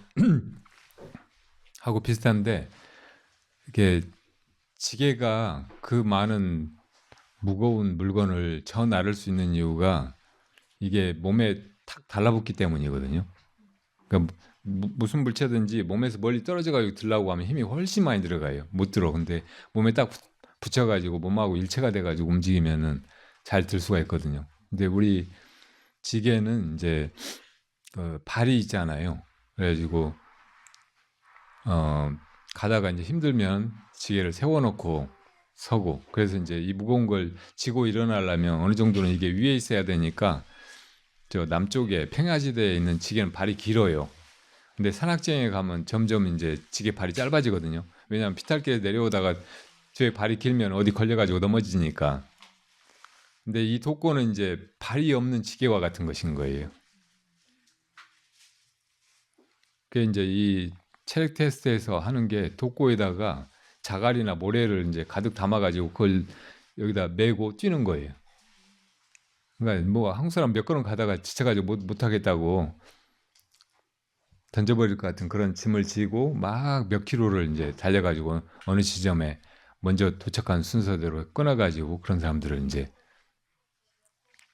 용병으로 차출하는 거예요. 그러니까 이런 사람들이 막 부지기수로 많아가지고 그 경쟁도 치열하고 막 그렇게 땀 흘리면서 달리는 걸 추적해가지고 막 찍고 막 그랬는데 그 보는 동안 내내 막 화도 나고 너무 그 사람들이 안 됐기도 하고 그런 거예요. 그러니까 그렇게 해가 기껏 용병이 돼봐야 가서 이제 뭐 총 쏘고 사람 죽이고 뭐 전쟁에 동원돼 가지고 그런 짓이나 하는 거죠. 자기 적도 아닌데 그냥 돈 받고 그걸로 이제 용병만 되면은 네팔의 다른 어떤 사람보다 더 풍족하게 나머지 인생을 살 수 있으니까 그 몇 시간 며칠 안 되는 그 테스트에다 모든 걸 걸고 막 준비하는 거예요. 근데 그렇게 하고 나서 나머지 인생을 잘 살고 자기답게 의미 있는 일을 하면서 그렇게 살 수 있으면 뭐 해볼 만한 일이겠지만 그게 무슨 짓이냐고요. 그렇게 해가지고 그렇게 머리도 좋고 체력도 뛰어나고 막 한 사람들 잡아다가 군인으로 만들어가지고 다른 나라 침략하고 영국 배불리고 영국 사람들 대신 나가서 싸우고 죽고 다치고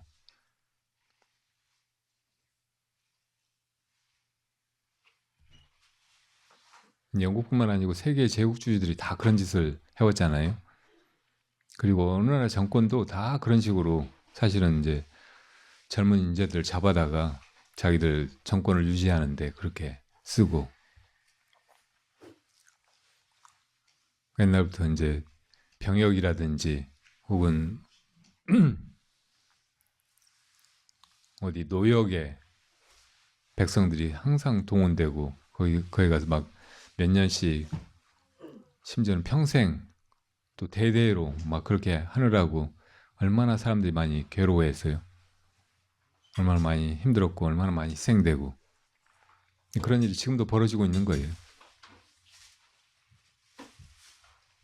사실은 이제 여러분들의 자제들이 학교 다니면서 공부 잘해야 되고 공부 잘해야 뭐 좋은 대학 가고 좋은 대학 가야 좋은 직업을 가지고 좋은 돈도 많이 벌고 남들 한테 부끄럽지 않게 떵떵거리면서 그렇게 살 수 있다고 하니까 막 그렇게 애들이 내달리는 거잖아요. 그 골카 용병 되겠다고 돕고 매고 뛰는 그 네팔 청년들하고 하나도 다르지가 않은 거예요, 사실은. 제발 그렇게 애들을 아무 의미도 없는 애들한테 도움도 안 되는 애들을 전혀 행복하지 못하게 만드는 그런 경쟁에다가 내몰지 말라고요.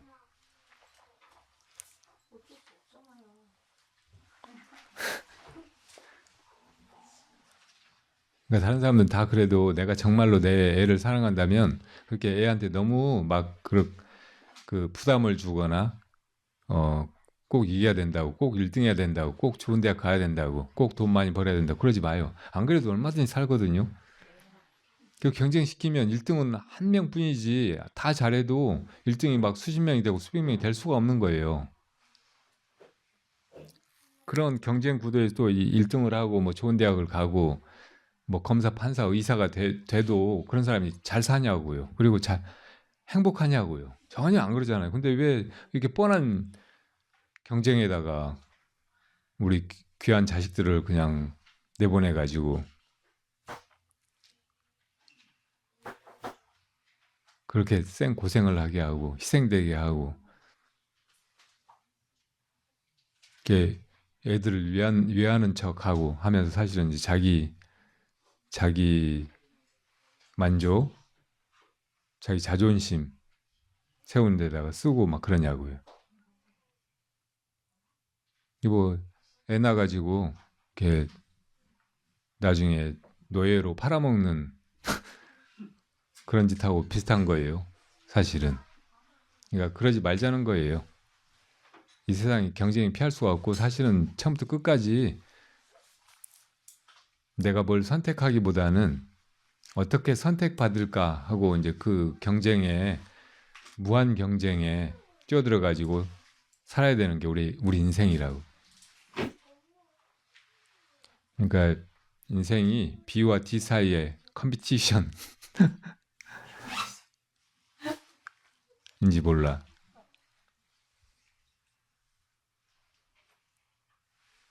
이제 그런 경쟁은 다 이 개체성, 나는 나고 너는 너고 나와 너가 다른 존재, 경쟁자 혹은 적이라는 무명에서 시작되는 거예요. 이걸 벗어나 버려야 돼. 안 그러면 계속 노예처럼 사는 거 경쟁만 하고 종으로 너무 억울하게 이 소중한 인생의 시간을 그렇게 다 탕진하게 된다고. 반박하시려고요? 하지 마세요. 질문이.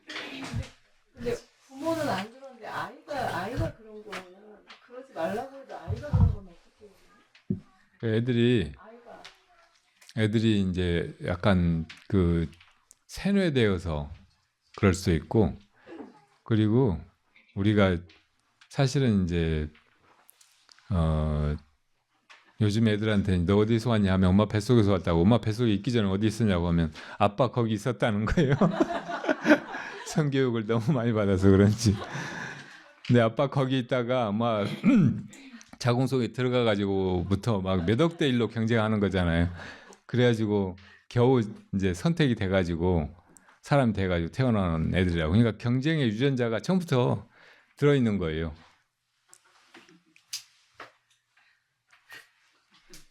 정글에서 이제 무한 경쟁을 하고 그 속에서 이제 적자만이 살아남으니까 거기서 못 벗어나는 이 생명들의 비운, 이걸 다 못 벗어나죠. 그러니까 알게 모르게 항상 우리가 경쟁 심리 속에 살고 있는 거예요. 남들하고 계속 비교하고 앞서 나가려고 하고 지면 안 된다고 생각하고 먼저 더 많이 차지해야 남들한테 나중에 짓눌리고 약탈당하지 않고 그나마 이렇게 더 낫게 살 수 있다고 계속 자기도 모르게 이렇게 생각하고 있는 거예요. 무의식 중에. 그러니까 그런 거를 일깨워 주어야 돼. 그리고 이제 이 무아의 길, 진정한 평화, 열반의 길이 불법에 있으니까 아이들한테 불법을 알게 해야 돼요. 정말로 요즘 애들을 진짜로 도우려고, 진짜로 편안하고 행복하게 해주려면 불법을 알려줘야 돼. 그러니까 여러분들이 먼저 불법의 핵심이 나를 넘어서 이 전체 존재계, 이 일심법계 안에서 모든 것이 다 평화롭게 완전하게 하나로 이렇게 돌아간다는 것을 깨달아야 하고, 그리고 그렇게 여러분들이 존재하고 살아가고 하면서 여러분들의 자녀들이나 주변에도 그 메시지를 말하지 않더라도 이렇게 아주 편안하게, 아주 자연스럽게, 아주 밝게 드러내야 된다고.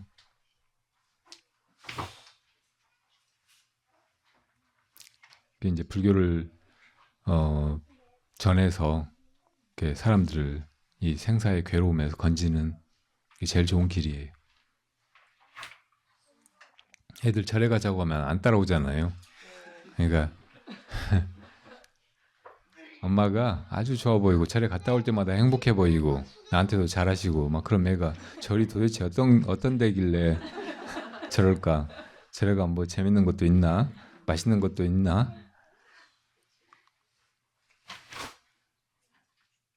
스님이 노래도 부르고 춤도 추고 재밌는 분인가? 그래서라도 오게 만들어야 돼. 밖에서 먹고 살기 힘들면 절에 와서 살면 되니까 항상 우리 버파림이 있으니까. 네.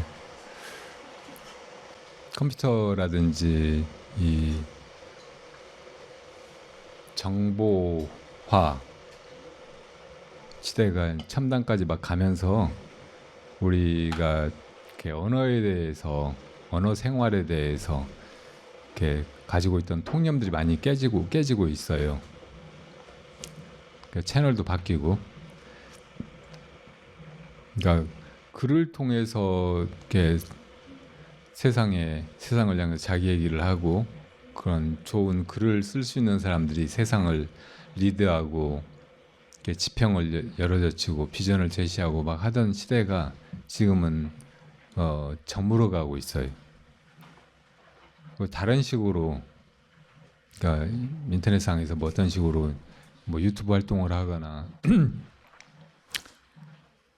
이렇게 사람들한테 이렇게 설득력 있다기보다는 이렇게 조회수가 많은 그런 이야기를 하는 사람들이 이렇게 세상을 막 좌지우지해가고 있어요.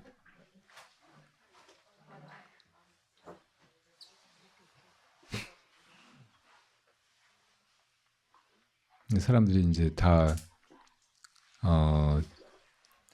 이렇게 돈 욕심이라든지 권력욕, 더 그 자기 지명도, 인기 뭐 이런 걸 높여가지고 그걸로 이제 그 자기 만족을 구하는 사람들이 늘어나니까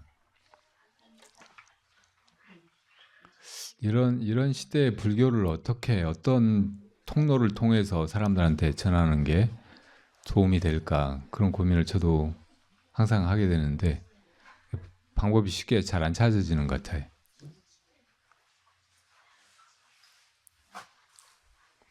법정 스님이 평생 글을 쓰셔가지고 글로 이렇게 많은 사람들을 감동하게 하고 또 변화되게 하고 그래서 조금 더 이 소유의 골몰하고 그것만을 위해서 더 많은 소유만을 위해서 그냥 평생을 엉망으로 살아가는 그런 사람들을 일깨워가지고 덜 그러게 하고 이 자본주의 논리가 사람들 생활이나 의식을 다 지배하는 이런 사회에서 사람들을 건지려고 이렇게 하셨는데 그래서 저는 이제 스님의 그런 글쓰기가 이게 꼭 수행자다운 일인가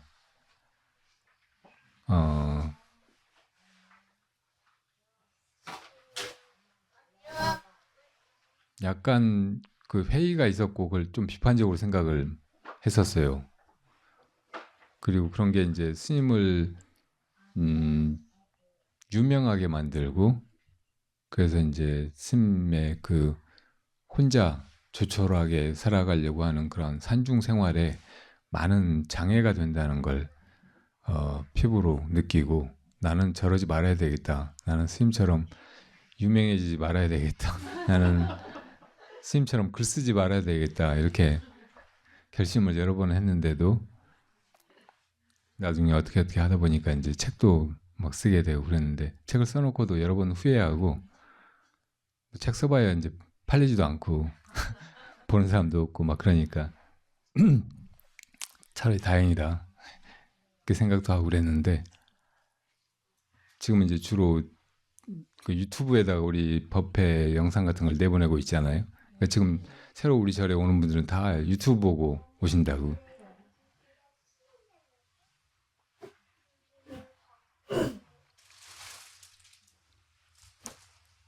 그러니까 이게 시대의 흐름이라 거기 이제 따라가면서 겨우 이렇게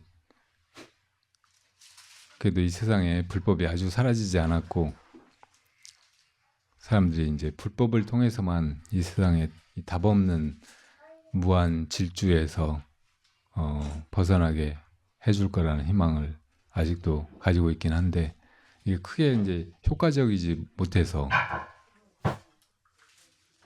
이렇게 힘이 빠질 때가 있고 그래도 너무 많은 사람들이 유튜브 보고 우리 차례 몰려오지 않아서 다행이다 이런 생각도 하고 나도 법정 스님처럼 만큼이나 혼자 있는 걸 좋아하고 뭐 이런 이제 복잡한 그 또 많은 사람들이 뭐 이렇게 하는 이런 것에 이렇게 약간 거부감을 가지고 있어서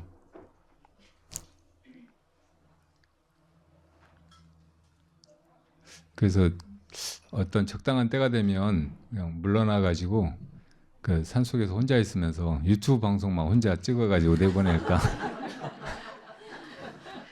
그런 생각도 해보긴 해요.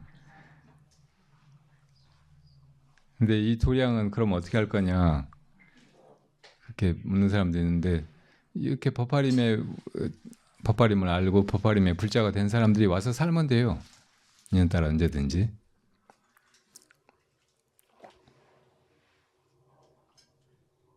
이 청어리도 와서 살아요. 살면서 수행도 하고 글도 써지게 되면 쓰고.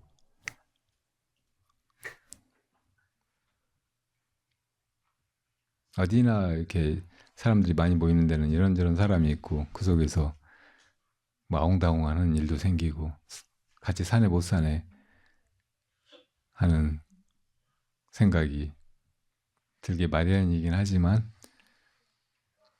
그래도 이렇게 불법이야말로 이 세상을 이 어려운 그 난세의 중생들을 구제할 궁극적인 가르침이다. 실제로 우리가 이 삶의 온갖 문제나 고통이나 결핍감이나 혼란에서 이렇게 벗어나서 답을 얻기만 하는 게 아니고 그런 존재를 그런 삶을 확인할 수 있는 곳이다 이렇게 느꼈으면 좋겠어요. 여기서 그렇게 살아보고 아 이렇게 살면 되지 하고 나가서 세상에서 이렇게 당당하게 꿋꿋하게 그리고 정말 편안하고 행복하게 그렇게 살아가는 그 시작점 혹은 어떤 실험의 계기가 되었으면 좋겠어요.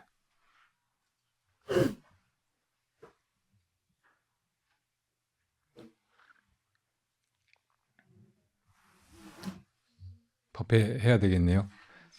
그 뒤에 오신 분들 선물 다 받으셨어요? 네. 네. 예, 예, 예. 여기 앞에도 하나 좀 알이 굵은 거 있으면 하나 전해주세요. 다 나눠줬어요? 그럼 나 따로 제가 드릴게요. 예, 예.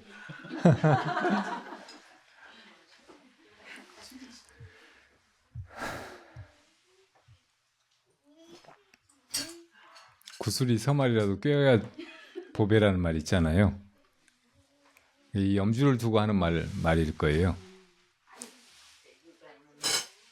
좋은 것이 그냥 여기저기 흩어져 있는 것보다 그걸 모으고 또 꿰어서 하나로 만들면 정말 보배로운 것이 되죠. 이 세상의 사람들도 그렇고 이런 승가의 공동체에서 우리가 서로 이렇게 연결되고 하나가 되어 살아가는 걸 통해서 아 내가 이런 사람이로구나 삶이 이렇게 행복한 가치 있는 거로구나 하고 느낄 수 있다면 아주 좋은 일이고 우리 생각도 이 생각 저 생각 어지럽게 난무하고 명멸하고 그러는 것보다 이게 쭉 꿰어져서 하나로 연결될 때 아 이게 다 내 마음의 모습이로구나 내 마음에서 일어난 파도와 같은 것이로구나 내 마음의 꿈이로구나 이렇게 깨달을 수 있는 계기가 되는 거예요.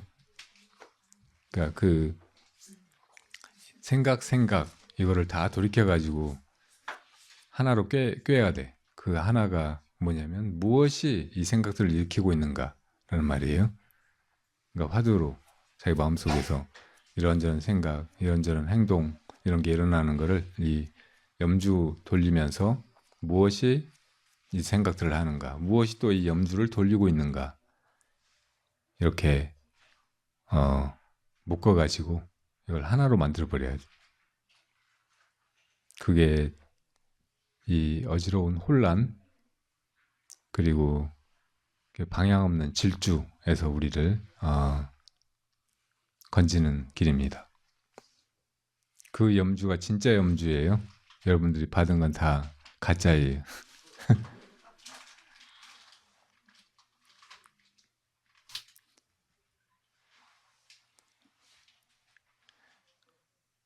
과거 신불가득, 현재 신불가득, 미래 신불가득이라고 하잖아요. 그리고 yesterday is history, tomorrow is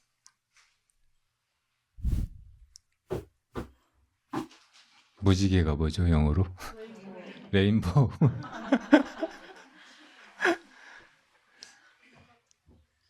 present is present. 그런 말 있잖아요. 과거는 다 역사가 돼버렸잖아요. 실제하지 않는 거. 그리고 미래는 무지개처럼 잡을 수 없는 것이에요. 근데 지금 이 현재가 이렇게 우리들한테 있다는 거, 이건 너무나 생생하고 실제하는 것이라고. 그리고 이게 사실은 내가 이런 것을 다 만든 것이 아니고 이럴 만한 자격을 가지고 있지 않은 존재니까 이게 선물처럼 너무나 과분한 거예요. 너무나 반갑고 감사한 거고.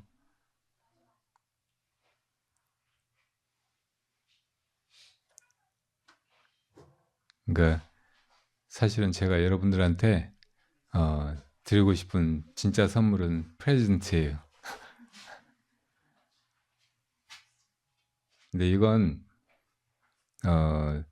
사실은 제가 드리기 전에도 이미 있고 이미 여러분의 것이기 때문에 제가 감히 드리거나 내가 준다고 사기칠 수도 없는 거예요.